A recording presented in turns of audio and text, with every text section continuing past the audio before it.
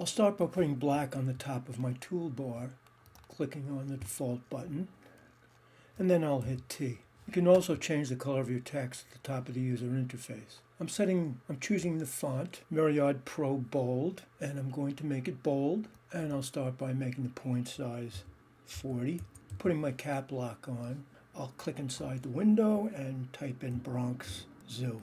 I'll click on the Move tool, and I'll put the text in the middle. Now I want it to have that marble effect as well, just like the alligator and the snake. Holding down the Command key, I'll click on the big T in the layer window to make a selection of it. I'll now turn off the text, and I'll go down to the marble layer once again, and I'll hit Command J. And this is what I have. Now it's the opposite though. The text appears to be popping out rather than being carved in. I'll go to the bevel emboss, and where the angle is, I'll click and drag the little circle, and I'll put it up about 11 o'clock, and now it appears as if it is carved into the surface. I'll go to the text layer, and I'll turn it on, and I'm going to move it, and I'm going to change the text. Hitting T on the keyboard, I'll click and drag on all the characters, and I'll type in with the cap lock on Reptile House.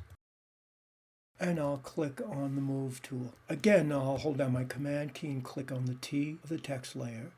Turning it off, I'll scroll down to the layer with the marble, and I'll hit Command J. Now again, the text is pointing outward instead of inward on the surface, so I'll go to bevel and emboss, double click on it, and I'll move the little circle to about 11 o'clock again, and I'll click OK. Now all I have to do is justify this with the text in the center. I'm going to go to View, and I'm going to choose Rulers. I'll put a vertical guide using the Move tool by clicking on the ruler at the far left, and I'll drag that to 4 1/4. Now I'll hit Command T for each of the text layers and just make sure that it lines up in the middle of the document vertically.